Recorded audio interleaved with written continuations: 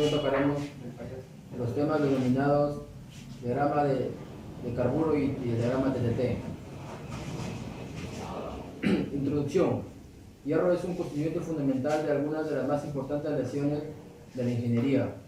Es un metal alotrópico, lo cual significa que puede existir en más de un tipo de estructura cristalina dependiendo de la temperatura donde se encuentre el metal. Primeramente veremos lo que es el diagrama hierro-carbono. Hay dos diagramas importantes en el sistema hierro-carbono. Ambos se indican en la figura, como podemos ver. Uno de ellos es el equilibrio metastable de hierro-cementita o de hierro-carburo, y el otro es el diagrama de equilibrio hierro-grafito.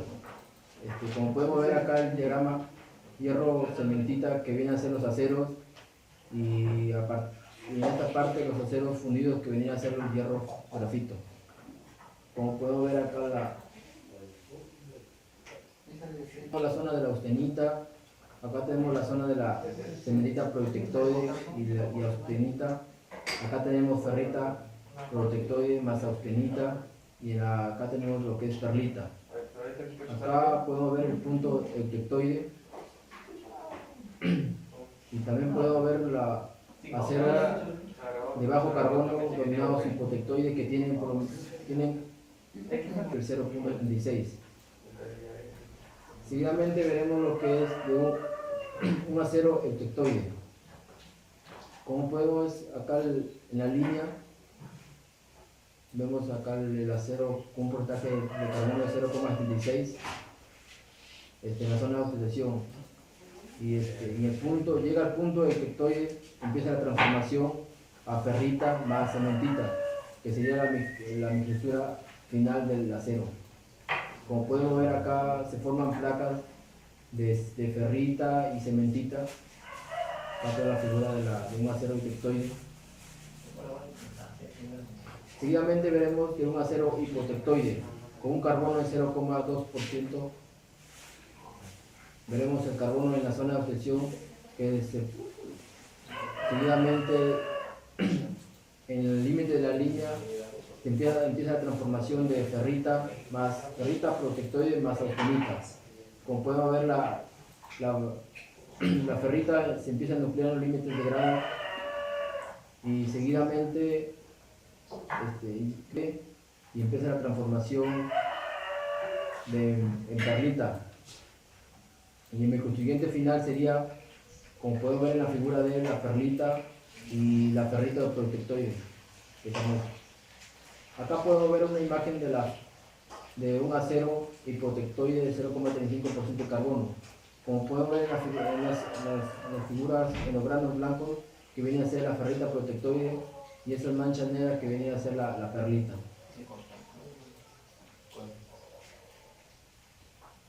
Seguidamente veremos lo que de un acero hipotectoide. En la figura A vemos el acero en su forma austenita, y en la segunda figura B vemos que se empieza la transformación de la austenita, empieza a transformarse en cementita protectoide, y el resto de la austenita sobrante se convierte en perlita.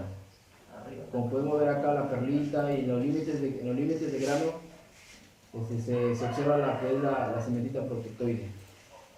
Como podemos ver acá, una figura de un acero hipotectoide de 0,85% de carbono.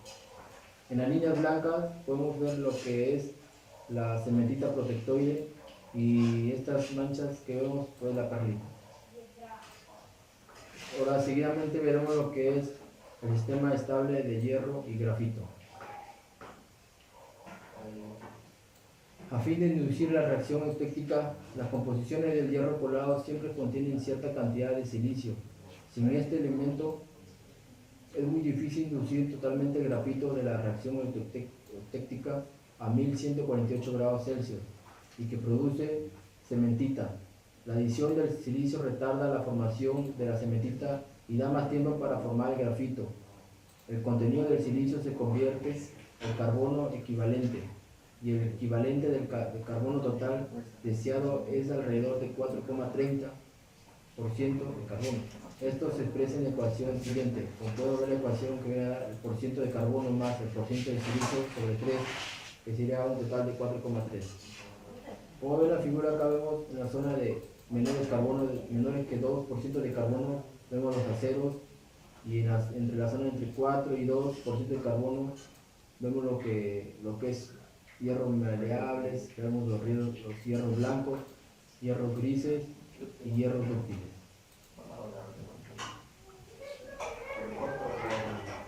Acá lo que vemos un gráfico de hierro grafito. Vemos acá el punto eutéctica, acá el punto eutectoide y acá podemos ver también las zonas hipereutéctica y hipotéctica.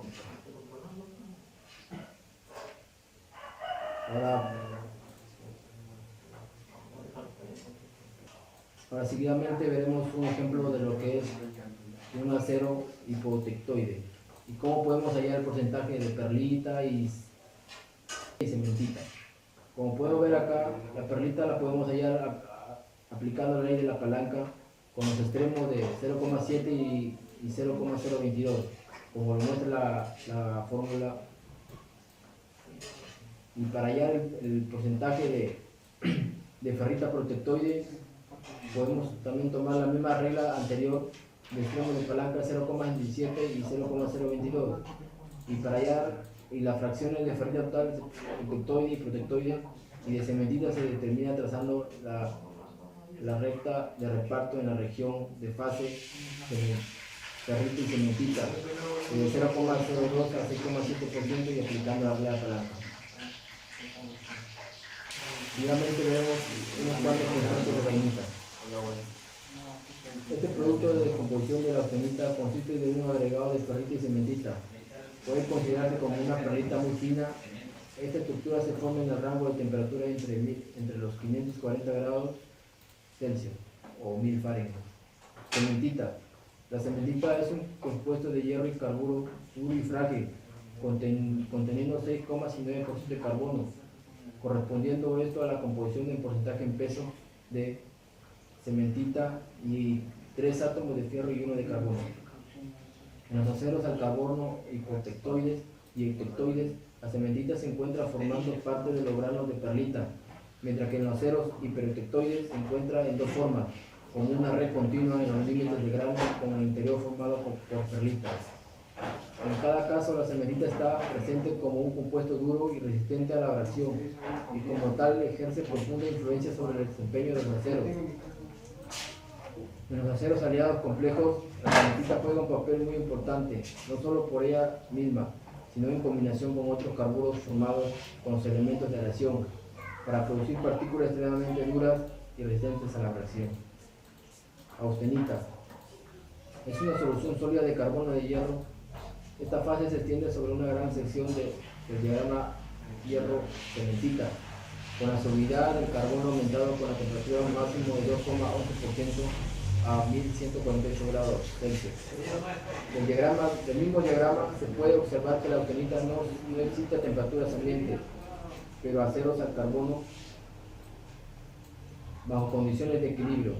En ciertos aceros aliados, como en el caso de los aceros para herramientas, una pequeña porción de austenita puede retenerse en la estructura final, como en los aceros inoxidables austeníticos. Martensita. La martensita es indudablemente el constituyente metalográfico más importante en los aceros. Es un constituyente metaestable, obtenido a partir de la transformación de la austenita, para velocidades de enfriamiento por encima de la crítica.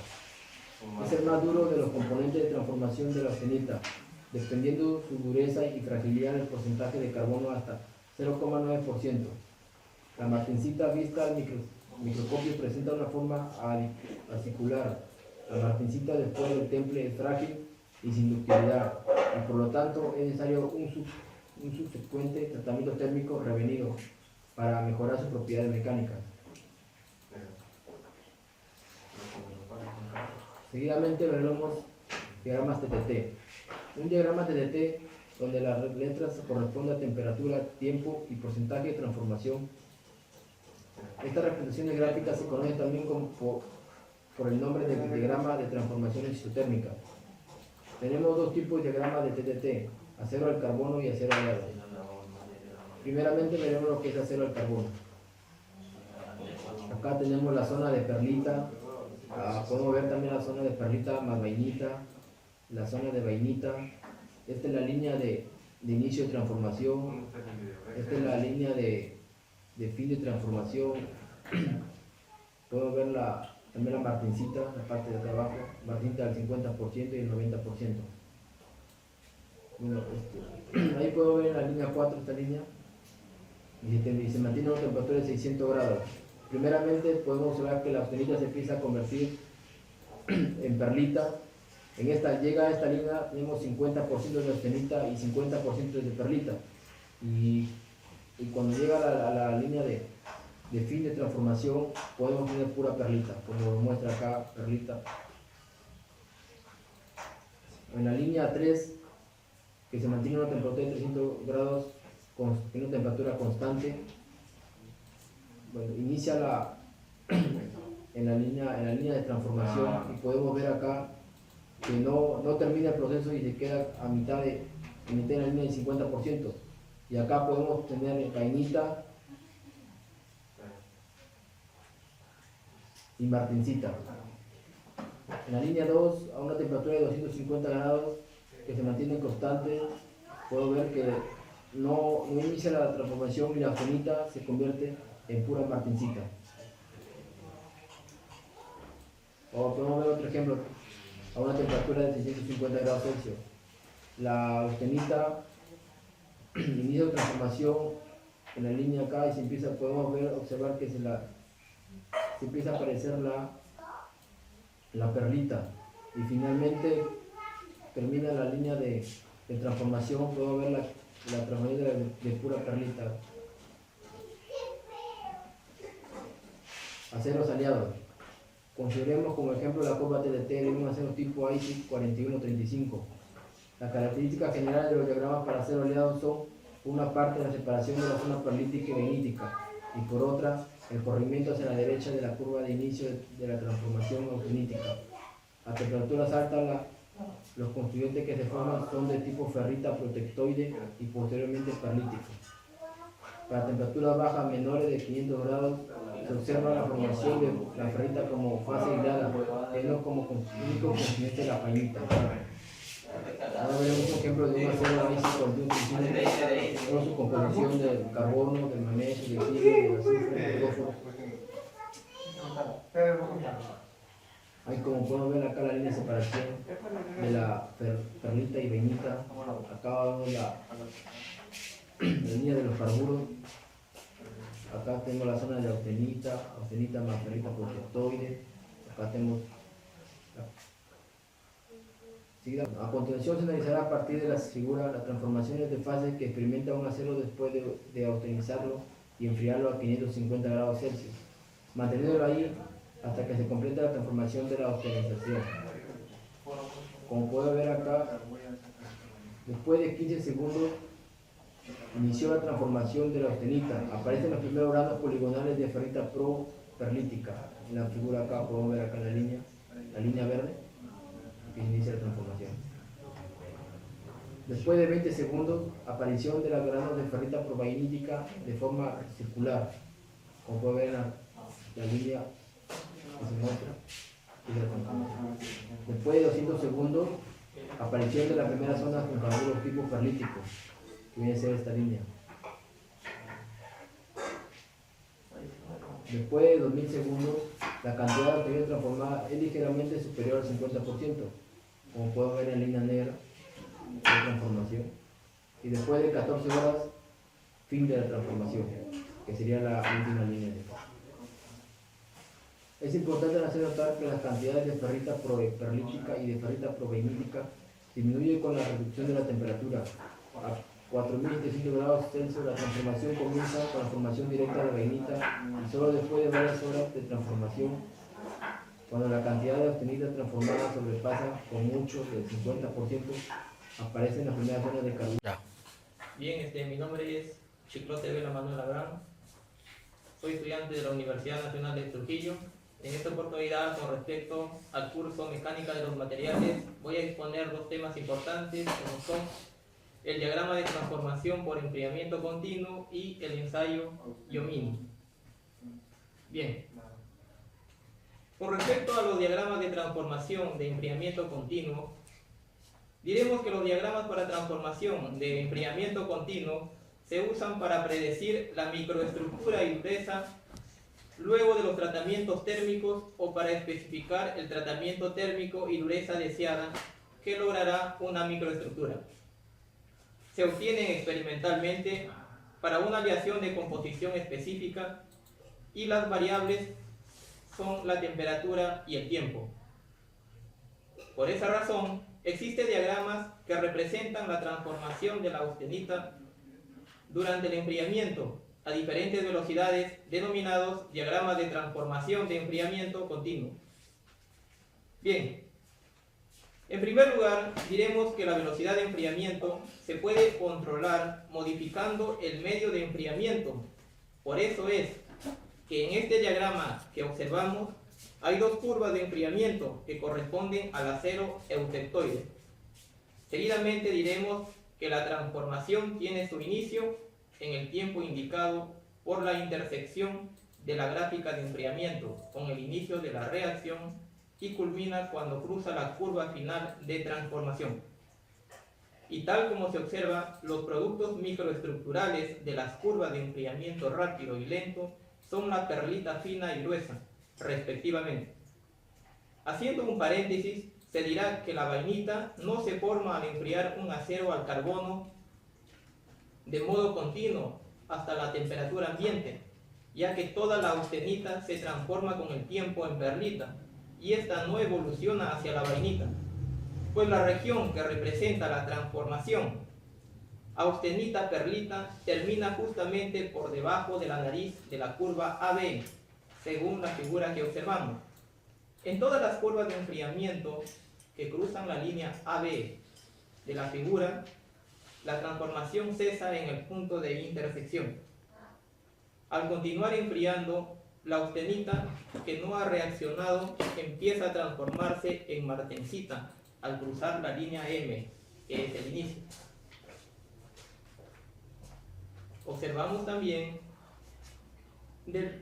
la representación de la transformación martensítica, donde las líneas M inicio, M en un 50% y M en un 90% ocurren a las mismas temperaturas, tanto en los diagramas isotérmicos como en los de enfriamiento continuo.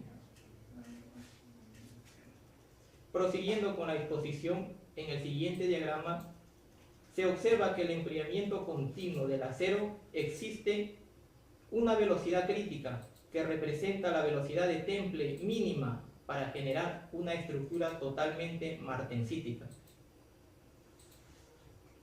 Esta velocidad de enfriamiento crítica, incluida en el diagrama de transformación por enfriamiento continuo de la figura, roza la nariz donde empieza la transformación perlítica. La figura indica que a velocidades de temple mayores que la crítica solo se observa martensita. Además existe un tramo de velocidades de enfriamiento en el que se forma perlita y martensita. Finalmente, solo se genera estructura perlítica a velocidades de enfriamiento lentas. Bien, el carbono y los otros elementos de aleación cambian el aspecto de la gráfica de transformación perlítica y proeutectoide y vainítica, alargando el tiempo y disminuyendo la velocidad crítica de enfriamiento. En efecto, una de las razones para aliar los aceros estriba en facilitar la transformación de martensita o en posibilitar las estructuras totalmente martensíticas a través de secciones relativamente gruesas. Ahora seguidamente se observa un diagrama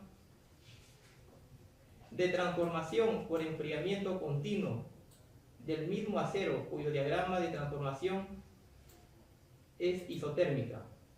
La presencia de la nariz vainítica explica la la posibilidad de transformar vainita por enfriamiento continuo. Las curvas de enfriamiento trazadas en la figura que observamos indican la velocidad de enfriamiento crítico y la influencia de la velocidad de enfriamiento en el comportamiento de la transformación y en microestructura final. La velocidad de enfriamiento crítico disminuye incluso por la presencia del carbono. En efecto, el acero al carbono con menos de 0,25% de carbono normalmente no se trata térmicamente para formar martensita, ya que las velocidades de temple tan rápidas no son factibles en la práctica. Otros elementos de aleación particularmente efectivos para la susceptibilidad del acero al tratamiento térmico son el cromo, el níquel, el molibdeno, el manganeso, el silicio y el tungsteno. Sin embargo, estos elementos deben estar disueltos en la austenita en el momento del temple. Bien, por último, analizaremos el siguiente diagrama dando un análisis más profundo, ¿no? Se observa en el diagrama que hay velocidades de enfriamiento constante, por lo que no se va a poder mantener una temperatura constante. Y a partir de una temperatura que empecemos a enfriar, tendremos las siguientes velocidades, como se ve. Como por ejemplo, aquí observamos una velocidad de 8,4 centígrados por segundo. Acá 0,33 centígrados por segundo. Al igual también esta curva tiene 0,33 grados centígrados por segundo. También observamos una velocidad de 0,0323 grados centígrados por segundo y 0,062 grados centígrados por segundo. Como hemos visto y mencionado, tenemos diversas velocidades de enfriamiento y cuanto más estemos a la izquierda del diagrama, tendremos velocidades de enfriamiento más rápido, y cuando más estemos a la derecha, tendremos velocidades de enfriamiento más lentas. Bien, ahora por ejemplo, si enfriáramos con esta velocidad, se empieza a formar, como vemos, por encima de la temperatura eutectoide, es decir, por encima de los 700 grados centígrados. Se empieza a formar ferrita, es decir, se trata de un acero hipoeutectoide. Cuando crucemos esta línea, se va a empezar a formar en ferrita y la austenita que quede se transformará en perlita. Al final, en esta zona me quedará ferrita más perlita. Si enfriamos con una velocidad de enfriamiento entre estas dos velocidades, ¿qué pasaría? Pues bien, primeramente se empezaría a formar ferrita proeutectoide y la austenita que quede se transformará en perlitas. Y como no atraviesa esta línea que es de final de transformación, todavía quedará austenita para transformar. ¿Y en qué se transformará? Pues en la siguiente fase componente que se tiene aquí, en este caso es la vainita, pues entonces la austenita que sobra se transformará en vainita. Analizando de nuevo rápidamente, diremos, lo primero que hemos tenido es perlita. En esta zona de aquí obtendremos perlita y en la siguiente zona tendremos vainita. Y como no hemos atravesado la línea final de transformación de la vainita, quedará algo de austenita para transformar, que se convertirá en martensita. Es decir, en este campo tendremos al final dos fases posibles, como martensita, ferrita, vainita y perlita. Como hemos observado, en ese campo tendremos todas las fases posibles. Siguiendo con el análisis del diagrama, por ejemplo, en esta zona de aquí, si hay una velocidad de enfriamiento, ¿qué pasará? Pues bien, tendríamos por acá ferrita proeutectoide. Aquí ya no se transforma en perlita, pues no cruza la línea de principio de transformación. Es por eso que directamente de la ferrita proeutectoide se transformará en vainita y la vainita que quedará se transformará en martensita. Es decir, en esta zona tendríamos martensita, vainita y ferrita. Ahora, si estuviéramos por esta zona de aquí, lo primero que se transformaría sería la vainita, y la austenita que quedará se transformará en martensita. Es decir, solamente en esta zona tendríamos martensita y vainita. Y por último, si estuviéramos en esta zona señalada, tendríamos solo martensita, ya que solamente cruzamos la línea de martensita. Bien, siguiendo con la exposición, ahora vamos a exponer el tema denominado el ensayo Jomini. Respecto a este ensayo diremos que es un procedimiento normalizado para determinar la templabilidad. Como veremos más adelante, la templabilidad es la capacidad de una aleación para transformarse en martensita durante un tratamiento térmico llamado temple. Bien, para la realización del ensayo Jomini se utiliza una probeta cilíndrica de 25 milímetros de diámetro y 100 milímetros de longitud del material a ensayar. El ensayo consiste en realizar el templado de la probeta según un proceso definido. El estudio de los resultados permite definir el comportamiento del material ante el tratamiento de temple. En primer lugar, se calienta la probeta a la temperatura de austenización durante 30 minutos, tratando que no aparezca cascarilla superficial sobre la probeta. Para ello, el temple se realiza en atmósfera controlada. Tras finalizar el calentamiento, se cuelga la probeta por un extremo, de modo que un chorro de agua a temperatura constante inicia directamente sobre su extremo inferior durante 10 minutos.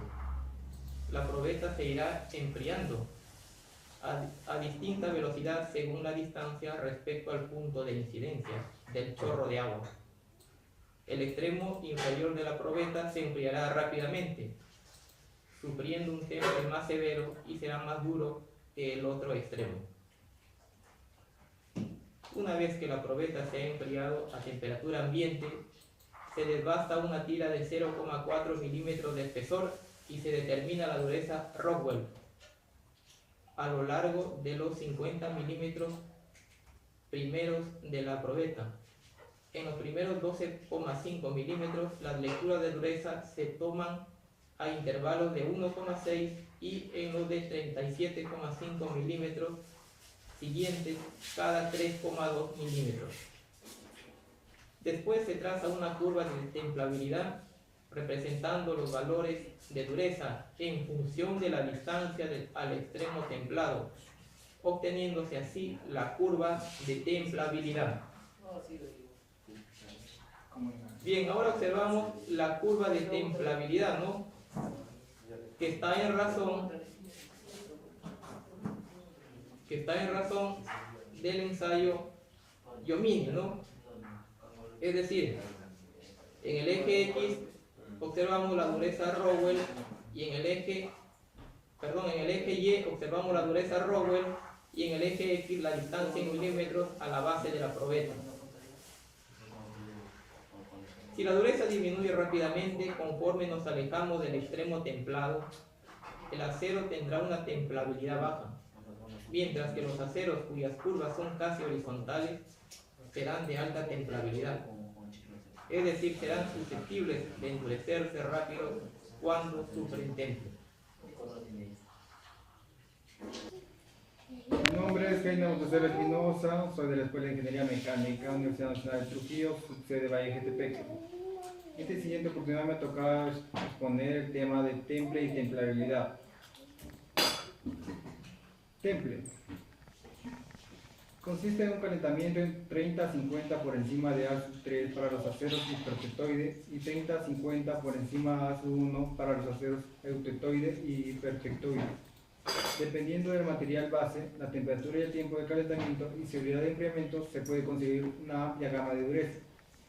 seguido de un enfriamiento energético en un medio adecuado, con velocidad mayor que la crítica del temple para obtener una estructura martensítica, dureza y resistencia en el acero.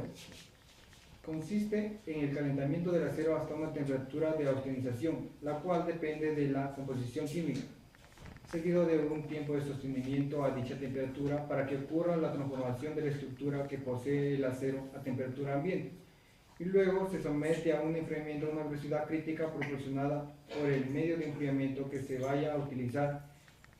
El objetivo principal del temple es endurecer el acero. En el siguiente punto hablaremos de tipos de temples.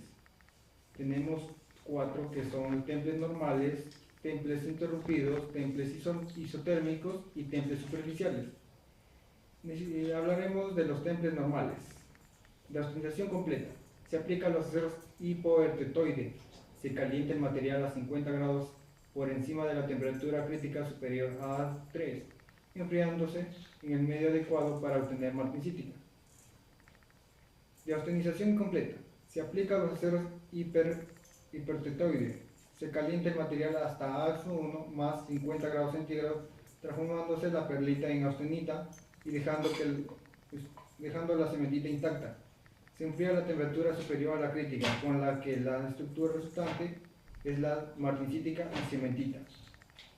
Ahora hablaremos de temple interrumpido, que es por agua y sal.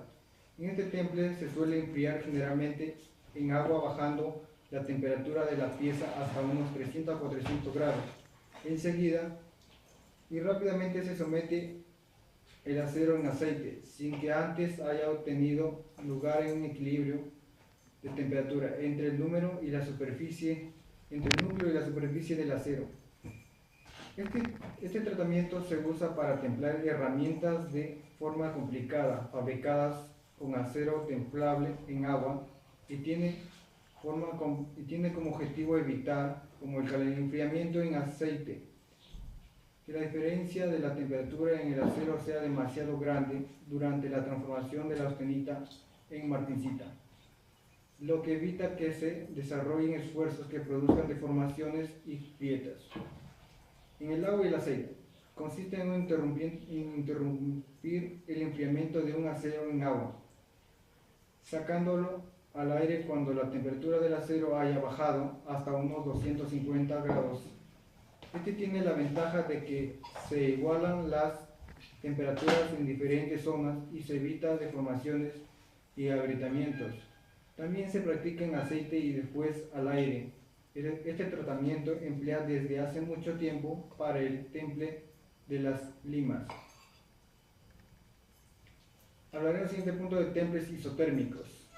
Austempering, un método alternativo cuyo fin es evitar la distorsión y el agrietamiento asociado al temple y el revenido convencional. Consiste en calentar el acero a temperatura de austenización y mantenerlo en tiempo necesario para obtener austenita. Posteriormente se enfría bruscamente en un baño de sales hasta una temperatura determinada para igualar la temperatura de toda la masa, y luego se vuelve a disminuir la temperatura para que toda la pieza se transforme en vainita. Martemperio. Si se detiene el temple por encima de la M, se puede conseguir la homogeneización de la temperatura dentro de toda la pieza mediante una breve etapa isotérmica. Posteriormente, un enfriamiento lento permite que la transformación martensítica se desarrolle por igual en toda la pieza. De nuevo, se consigue una mayor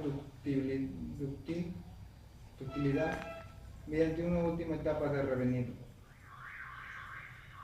Siguiente punto, hablaremos de temples superficiales. Por oxiacetilínico, el temple oxiacetilínico es muy utilizado en el caso de piezas grandes, que por su volumen no puede introducirse en los hornos de temple. Además, empleando este sistema se puede endurecer si desea solo la parte superficial de la pieza, sin afectar las propiedades del núcleo. Por inducción, este procedimiento se utiliza para endurecimientos superficiales de pequeñas piezas de acero por temple de su zona periférica. El calentamiento por corriente de alta frecuencia se efectúa en muy pocos segundos, produciéndose además si se desea localizar el tratamiento en zonas muy limitadas. Y vemos la siguiente tabla, como la referencia brevemente el centro de una probeta con el medio de temple. Hablaremos de severidad de templado. La habilidad de un medio de temple para extraer el calor de una pieza caliente se puede expresar en términos de valor para la severidad de templado, denotado por la letra H. Como valor patrón se utiliza H es igual a 1 para el agua sin agitación, y a partir de este se asigna valores de H para aceite, agua y salmuera, los cuales se tabulan en la tabla que está ahí. Siguiente punto, hablaremos de elección del medio de temple. Para obtener el temple de los aceros mejores resultados, conviene utilizar el método de enfriamiento menos enérgico que sea capaz de comunicar al acero a una velocidad de enfriamiento superior a la crítica. De esta forma se consigue una estructura totalmente martincítica, la máxima dureza de acuerdo a su composición, y se evita que los posibles las grietas y deformaciones. En piezas enfriadas rápidamente siempre existe el peligro, independientemente de la composición del acero, de que se crean tensiones debido a un enfriamiento desigual dentro de la pieza. Esto es, mientras la periferia se enfría rápidamente, el corazón de este se encuentra todavía a una temperatura elevada. En piezas enfriadas lentamente, la temperatura es más uniforme en toda la masa y por lo tanto son menos frecuentes las grietas y deformaciones. La gran diversidad de los aceros que existen en la actualidad se crean dudas sobre el medio de enfriamiento más adecuado. Para solventar esta situación es necesario guiarse de las recomendaciones de las acerías de las sociedades metalúrgicas por el análisis de dimensiones de la pieza. Las velocidades críticas del temple varían bastante en un acero al otro. Por ejemplo, los aceros de carbono exigen la mayor velocidad de enfriamiento, las cuales son aproximadamente de 350 grados por segundo para 0.5% de carbono, 200 grados centígrados por segundo para 8% de carbono. En cambio, los aceros especiales tienen velocidades de temple menor.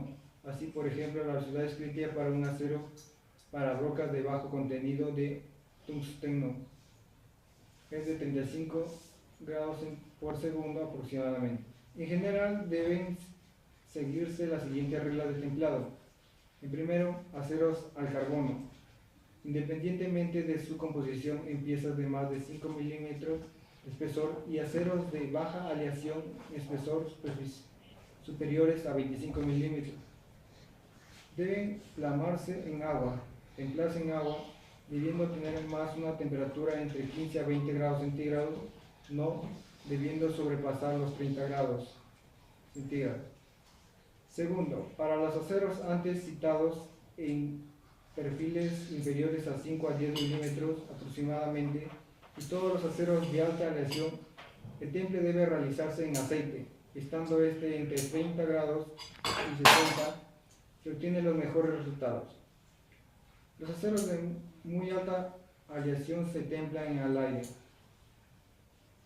Ahora haremos una comparación de medio de temple. A continuación, se analizará los medios de temple más usados en el tratamiento térmico de temple en los aceros: el agua, salmuera y aceite. En el agua y las soluciones a base de agua son los medios de temple menos caros y de uso simple cuando las piezas a templar no sufran distorsiones excesivas o se agrieten durante el temple. Como medio de temple, el agua simple se aproxima a la máxima velocidad de enfriamiento que es posible obtener en un líquido. Otra ventaja es que se puede usar sin problema de contaminación o daños a la salud, y es un medio efectivo para romper las escamas de óxido de la superficie de la pieza que se templan desde un horno que no utiliza atmósfera protectora. Debe evitarse que el agua se caliente durante el temple. Conviene que la temperatura del agua oscile entre 15 grados a 20, pues si la temperatura es superior a 30 grados, se prolonga exageradamente la etapa de enfriamiento, lo que constituye un gran inconveniente, ya que disminuye la velocidad de enfriamiento en las zonas de los 750 grados a los 500, favoreciéndose la formación de estructuras blandas, sobre todo en el acero de baja templabilidad. Además, la prolongación de la etapa, que varía en la complejidad de la pieza, favorece la retención del vapor, dando como resultado una dureza mal distribuida y una distribución de esfuerzos desfavorables, lo que puede ocasionar distorsiones y agrietamiento. Por salmuera. El término salmuera implica que el temple se refiere a la solución acuosa contenido a cierto porcentaje de sal, cloruro de sodio o cloruro de calcio, junto con aditivos especiales e inhibidores de corrosión. La salmuera ofrece las siguientes ventajas sobre el agua simple o sobre los aceites para el templado. En primer lugar, la velocidad de enfriamiento es mayor que la del agua por una misma agitación. 2, por la temperatura es menor crítica que para el agua, requiriendo por lo tanto el menor control. 3, la aparición de manchas suaves debido a la bolsa de vapor es mucho menor que el temple en agua. 4, la distorsión es menos severa que el temple en agua. Los cambiadores de calor son menos usados para el enfriamiento de baños de salmuera, lo que son empleados para el temple en agua o aceite. Algunas de las desventajas que presenta la salmuera son, en primero, la naturaleza corrosiva de la salmuera requiere que, para tener una vida razonable, el equipo de temple se protege de la corrosión mediante un recubrimiento. 2, se requiere que el equipo de extracción de los vapores corrosivos que emanan de los baños de salmuera. El costo aumenta debido a los inhibidores y aditivos que deben utilizarse. El costo también aumenta debido a la necesidad de llevar a cabo pruebas para el control de la solución. Por aceite. Los mejores aceites para el temple son los aceites minerales, y buen aceite debe poseer las siguientes propiedades. Su viscosidad debe estar comprendida entre cierto límite, de manera que no sea muy viscosa ni que tenga una baja viscosidad. En el primer caso tiende a carbonizarse y en el segundo a volatilizarse. La volatilidad no debe ser demasiado elevada porque se pierde aceite con el uso y se espesa el baño.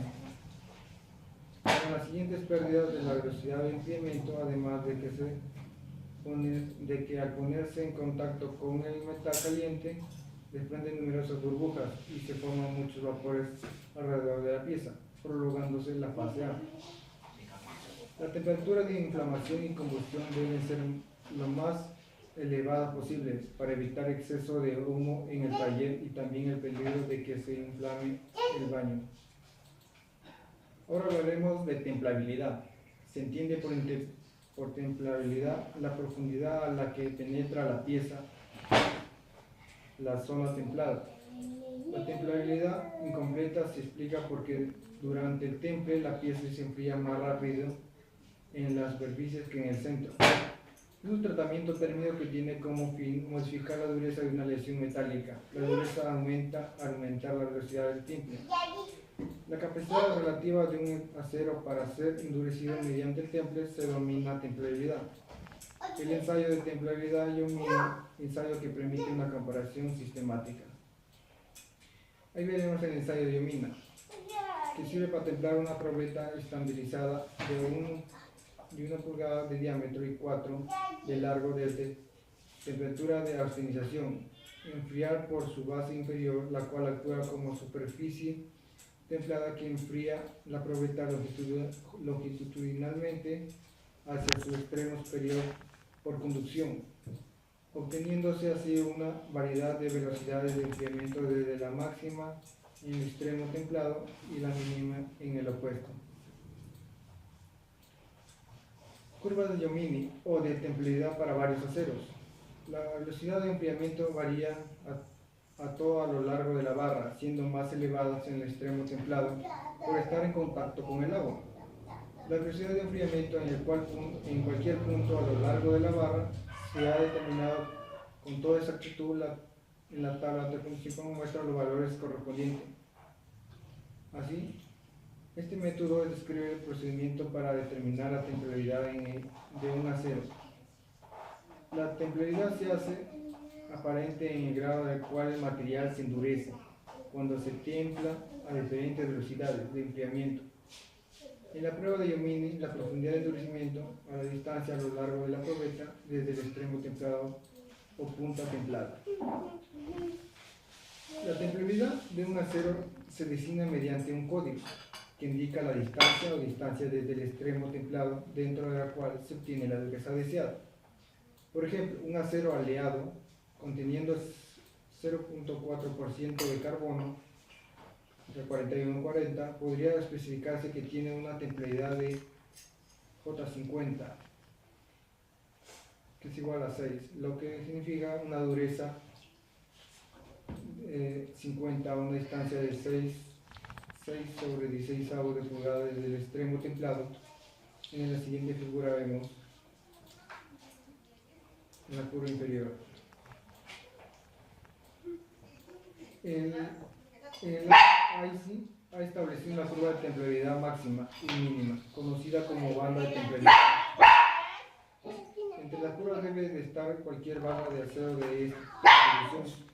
La figura se establece para aquellos aceros que se compran con base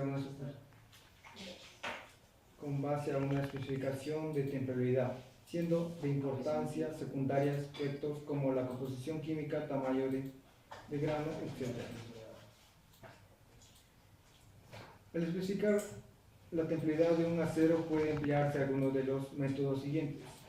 Primero, en este primer método se identifica primero la dureza de la curva inferior, seguida de la dureza de la curva superior, igualándolas a la distancia en la que se encuentra.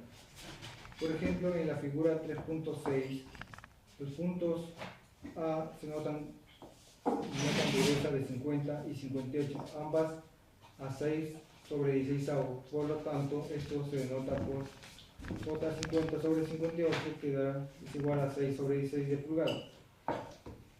Para un valor de dureza seleccionado, se indica la distancia primero en la curva inferior y luego en la curva superior. J50, que es igual a 6 sobre 16 avos a 21 sobre 16 de pulgada. Mi nombre es Raico Vázquez Sandra y voy a exponer los temas de tratamiento térmico y tratamiento isotérmico. Tratamiento térmico. La definición de tratamiento térmico es que el tratamiento térmico es una combinación de operaciones de calentamiento y enfriamiento de tiempos determinados y aplicados a un metal o aleación en estado sólido en forma tal que producirá propiedades deseadas. Todos los procesos básicos de tratamientos térmicos para aceros incluyen la transformación o descomposición de la austenita. Tipos básicos de tratamiento térmico. Tenemos el temple y revenido, el recocido, normalización y esferoidización. Temple y revenido. El temple y revenido se utilizan ampliamente para mejorar las propiedades de resistencia de los aceros de construcción e importarles dureza y altas propiedades cortantes a los aceros de herramientas. Por temple se comprende la fijación de las estructuras a temperatura normal, que son propiedades de temperaturas altas. Por eso, las estructuras templadas son inestables o, como dicen los físicos, metaestables.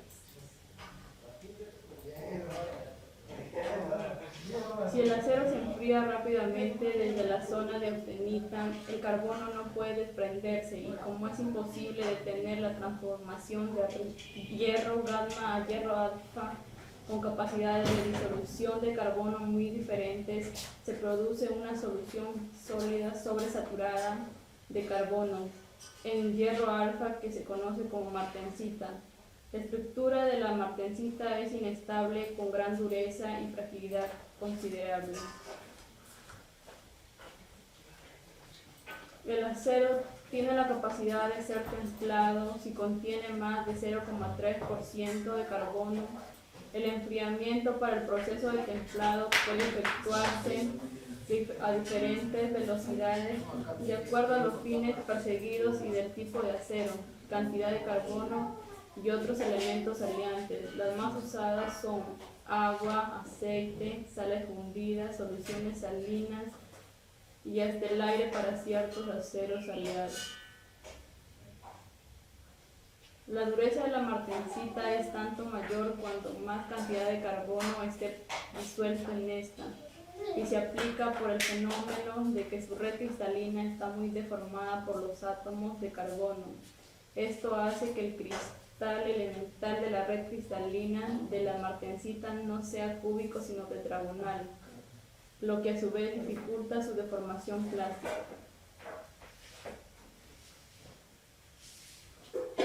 Después del temple se efectúa el revenido, cuyo fin es el aumento de la plasticidad, disminución de la fragilidad del acero con una disminución mínima de la resistencia o la dureza adquiridas durante el temple. Las temperaturas de revenido se escoge de acuerdo a la posterior utilización de la pieza, pero nunca llegará a la temperatura de transformación línea GH de la figura 2.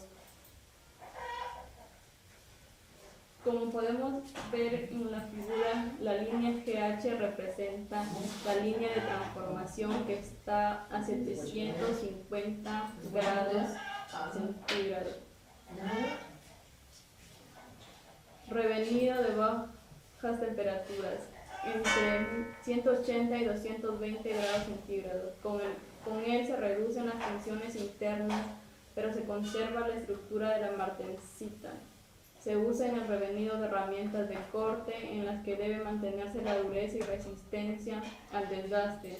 Revenido a medias temperaturas, entre 300 y 400 grados. A esta temperatura la martensita se modifica y se transforma en lo que se conoce como trotskita y se aplica en los muelles y matrices. Revenido de altas temperaturas, 500 a 550 grados centígrados. A estas temperaturas la trotskita se convierte en forma llamada sorbita. Se aplica fundamentalmente para el acero de construcción.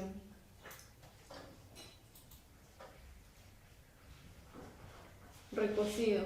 Tiene diferentes objetivos en el tratamiento térmico de acero y generalmente suele ser de dos clases. Recocido de primera clase o subcrítico se aplica para eliminar tensiones residuales, acritud y cambiar forma de la cementita a cementita esferoidal en los aceros de alto carbono para poder trabajarlos mejor.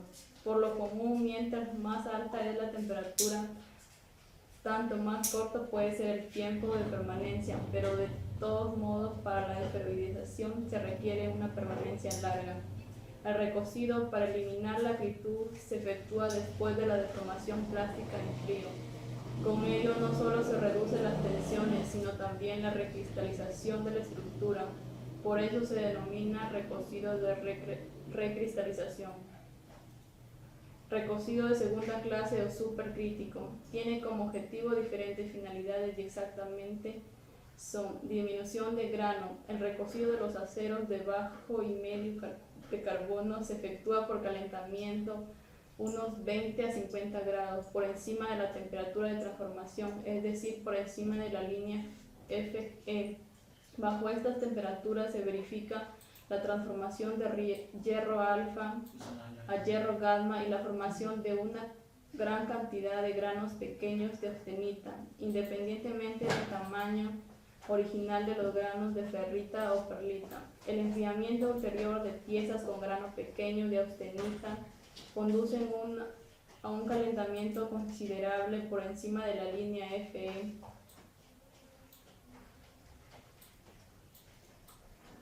Obtención de una estructura equilibrada y más blanda.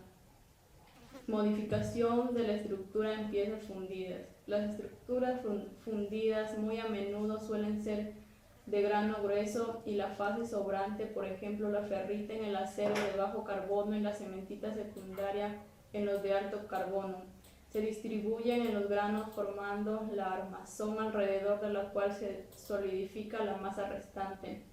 Tal estructura se denomina de Windmastetten y una tenacidad menor en comparación con la estructura normal.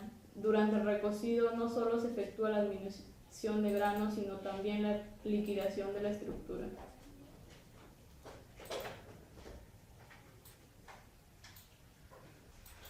Eliminación de las segregaciones dendríticas. El recocido para eliminar la segregación dendrítica que surge durante la solidificación de los lingotes se denomina recocido de homogenización. Generalmente este recocido se logra durante el calentamiento de los lingotes para su tratamiento por presión en la fabricación de piezas en caliente.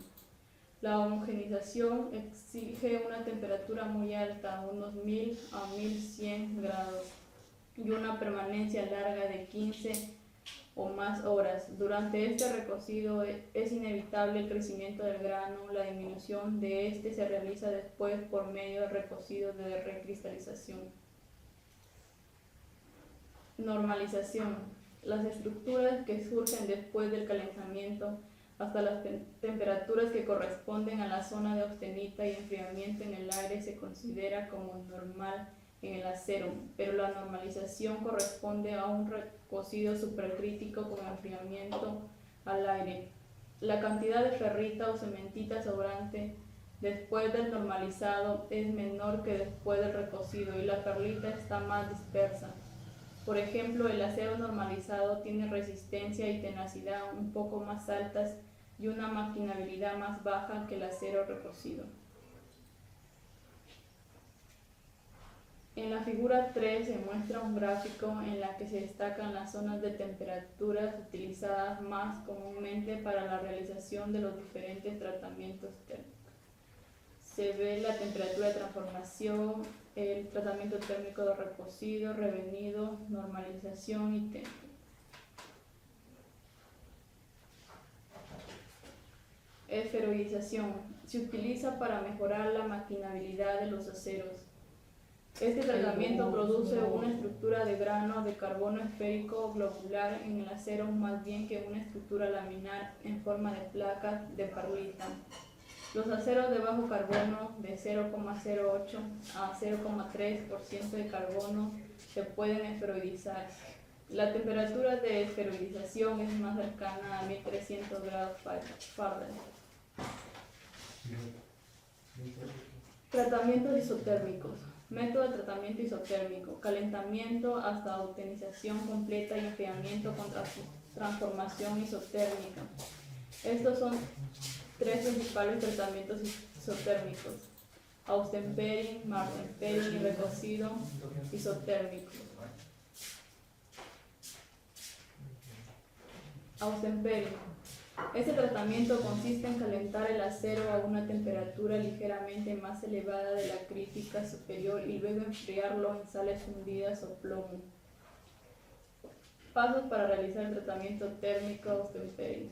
Primero, se calienta el acero a temperaturas dentro del rango de austenización. 2. Se sumerge el acero en un baño de sales manteniéndolo entre 260 a 400 grados. Se le permite transformarse isotérmicamente a vainita mientras el acero está en el baño de sales. Se extrae y se deja enfriar al aire a temperatura ambiente. Martenpering es un temple escalonado en el que el material se calienta a una temperatura más elevada de la crítica superior y se enfría en un baño de sales también caliente entre 200 grados y 400 grados. Se debe mantener cuidadosamente la pieza durante el tiempo suficiente para que iguale la temperatura de toda la masa, antes de que en ninguna parte de ella se forme Llevar el acero a temperatura de obtenización y luego templarlo en aceite o en un baño de sales fundidas a una temperatura superior a la del rango de la martensita. Mantener el acero en el medio templado hasta que la temperatura promedio de la pieza sea uniforme. Enfriar el acero a una tasa moderada para prevenir grandes diferenciales de temperatura entre la superficie y la sección central. Recocido isotérmico. Se utiliza para ahorrar tiempo. Es un tratamiento de ablandamiento que consiste en calentar el acero por encima de la temperatura crítica superior o inferior y luego mantenerlo a una temperatura entre los 600 y 700 grados durante varias horas y finalmente se enfría el aire. Se ahorra tiempo en el horno bajando rápidamente desde la temperatura de oxidación hasta la transformación y enfriamiento rápidamente de. Bueno, en este tema nos vamos a centrar en los 5 métodos principales de tratamiento superficial, que son carburización, nituración, cianuración, endurecimiento por flama y endurecimiento por inducción. Bueno, numerosas aplicaciones industriales requieren de una capa o región superficial. ¿Qué es capa o región superficial? Es una superficie dura y resistente al desgaste. Y también una parte interna, que vendría a ser relativamente suave y tenaz en su interior. Bueno, los 3 primeros métodos mencionados cambian su composición química. La carburización por la adición de carbono, la nituración por la adición de nitrógeno y la cianuración por la adición de carbono y de nitrógeno. Los dos últimos no cambian la composición química del acero y son esencialmente métodos de endurecimiento poco profundo. En los métodos de endurecimiento por flama y por inducción, el acero debe ser capaz de endurecerse, por tanto el contenido del carbono debe ser como mínimo 0.30% o mayor.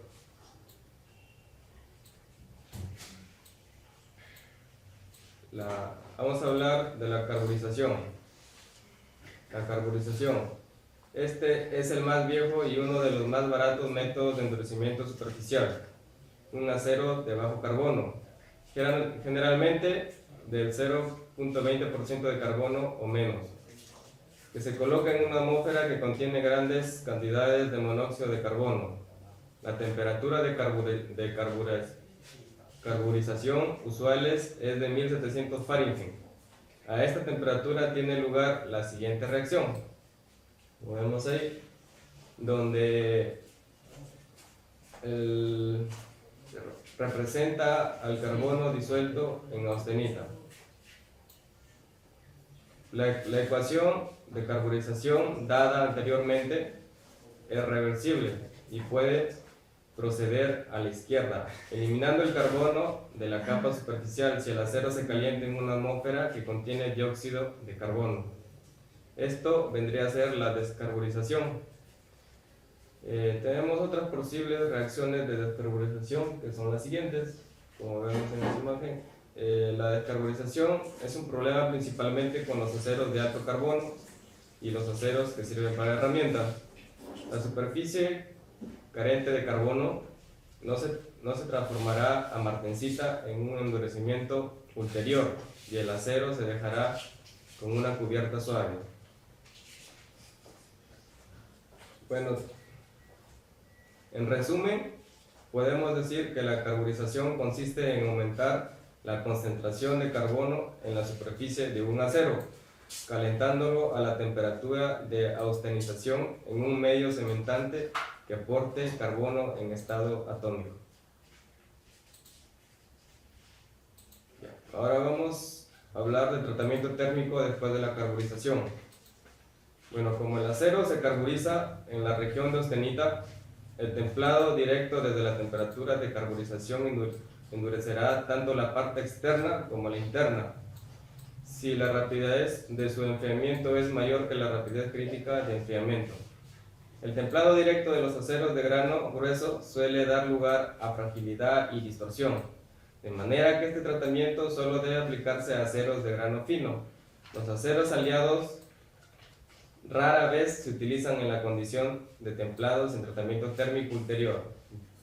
¿Y eso por qué? Porque debido a la gran cantidad de austenita retenida en la parte superficial endurecida. Cuando una pieza carburizada se endurece, la parte exterior aparecerá como una zona de martensita clara, seguida por una zona más oscura de transición, como vemos en la figura. Ahora vamos a hablar de la nitroración. Bueno, la nitroración es un proceso para endurecimiento superficial de aceros aliados en una atmósfera constituida por una mezcla en proporciones adecuadas de gas amoníaco y amoníaco disociado. La efectividad del proceso depende de la formación de nitruros en el acero por la reacción de nitrógeno con ciertos elementos de aleación.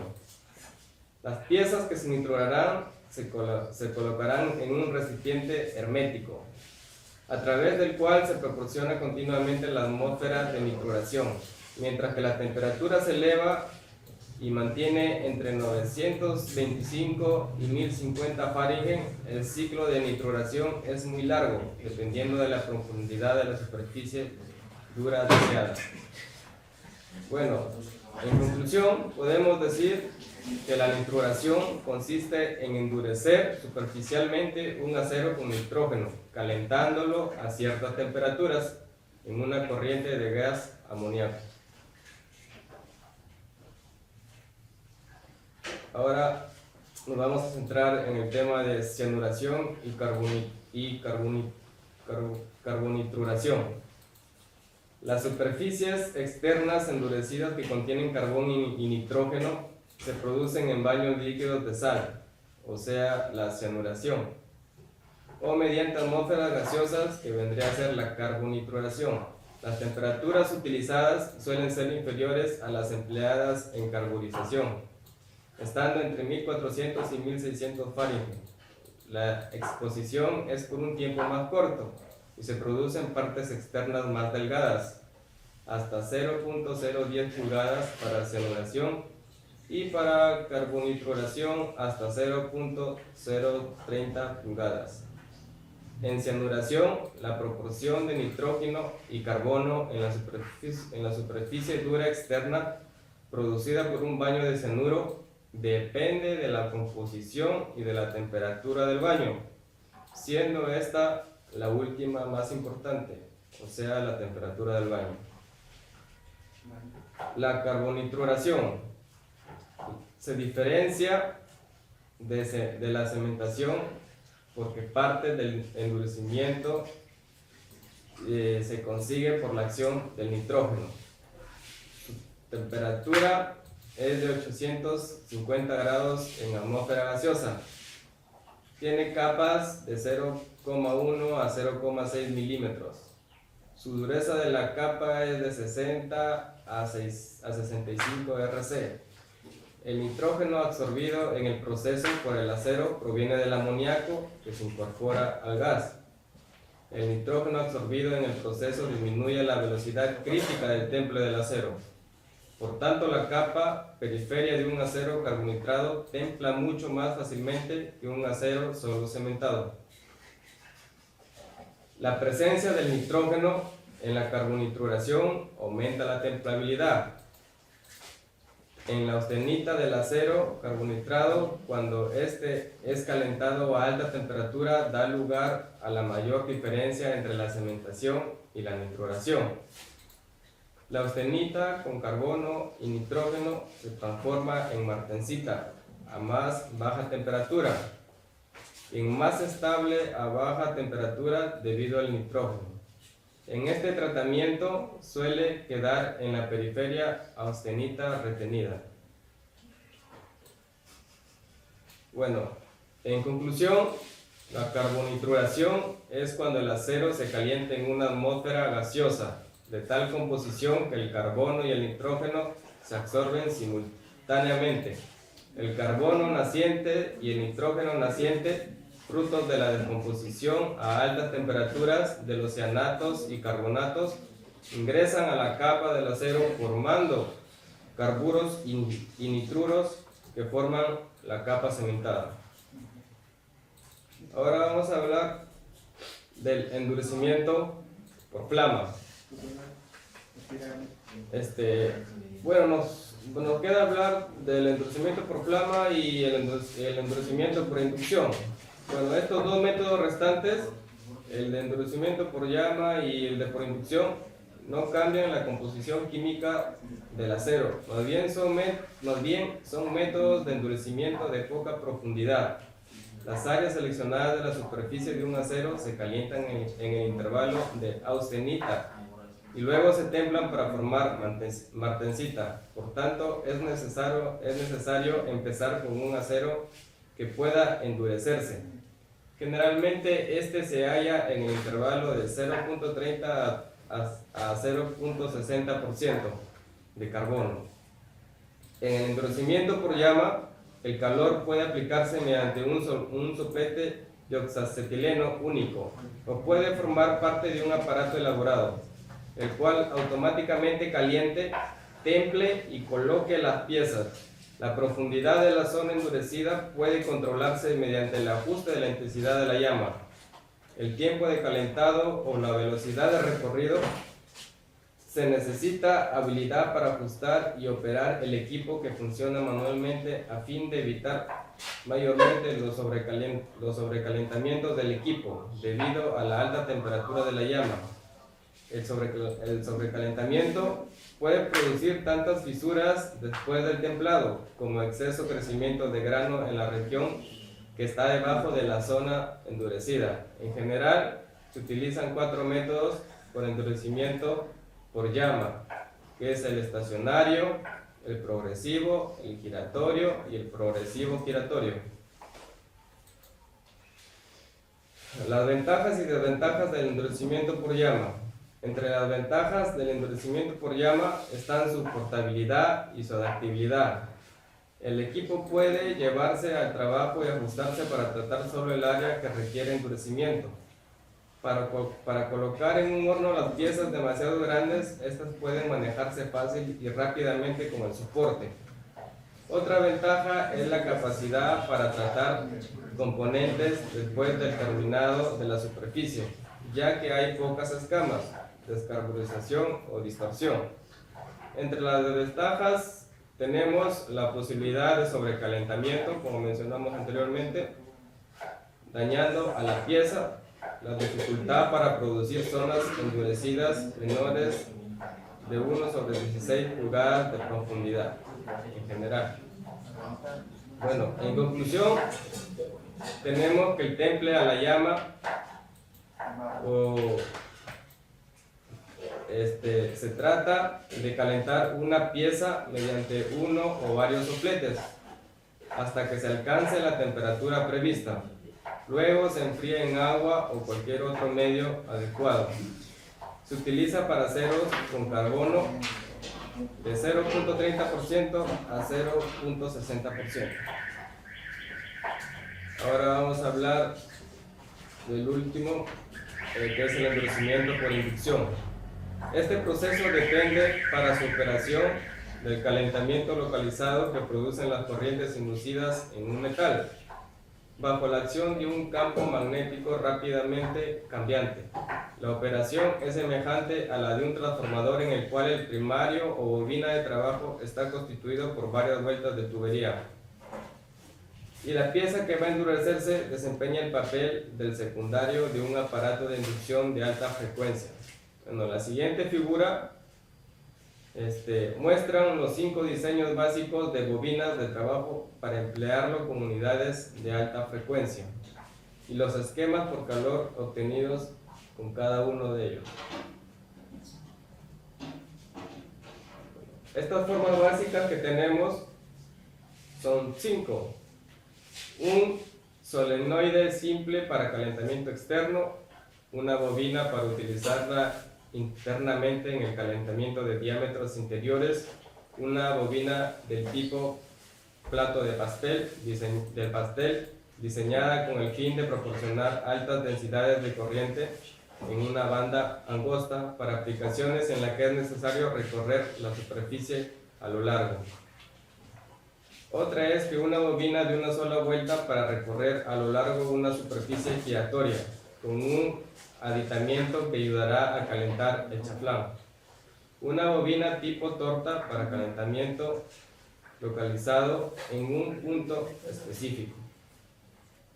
Cuando la corriente alterna de alta frecuencia pasa por la bobina de trabajo o primario, se forma un campo magnético de alta frecuencia, el cual induce corrientes parásitas de alta frecuencia y corrientes de histeresis en el metal. El calentamiento resulta de la resistencia del metal al paso de estas corrientes.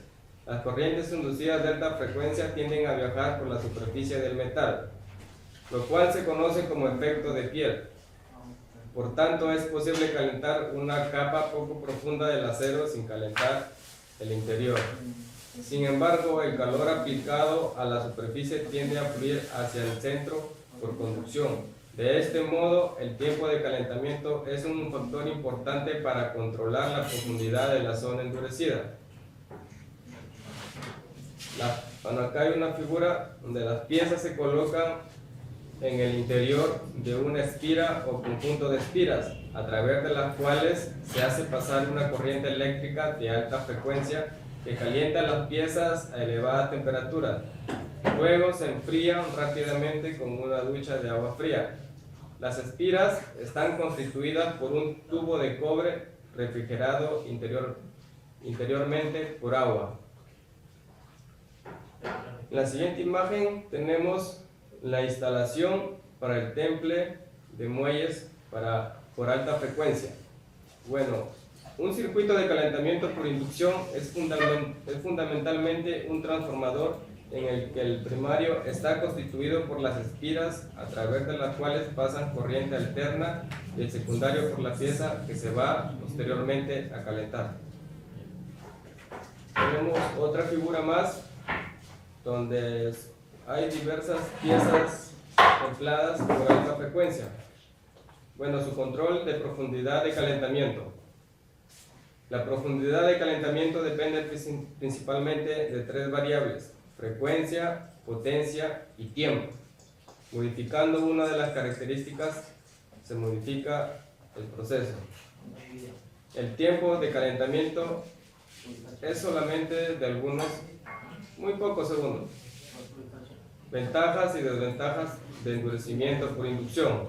Las piezas de acero endurecidas en su superficie por inducción generalmente sufren menor distorsión total que si se hubieran templado después de calentarlas en un horno. La microestructura del acero antes del endurecimiento por inducción es importante para seleccionar el ciclo de calentamiento que se va a emplear.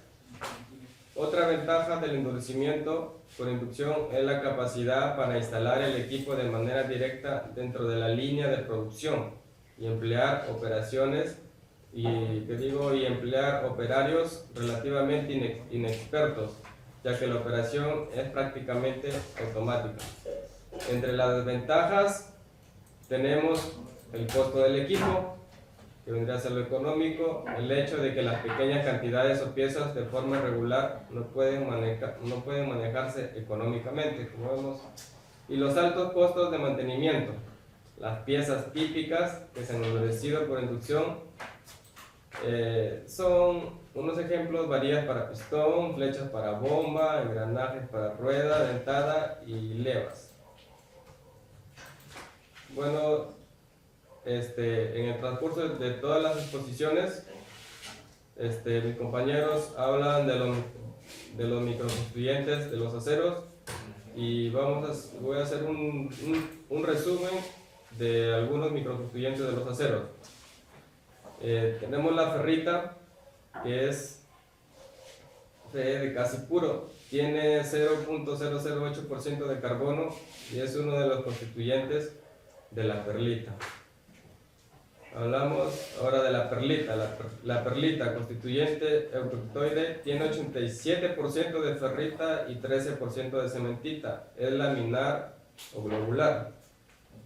La cementita es uno de los constituyentes de los aceros. Es un compuesto intermetálico, carburo, hierro y, como vemos en la siguiente figura se puede apreciar. Y la martensita es el constituyente típico de los aceros templados.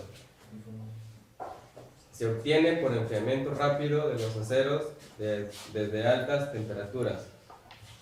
La trocita es un agregado extremadamente fino de cementita y hierro alfa.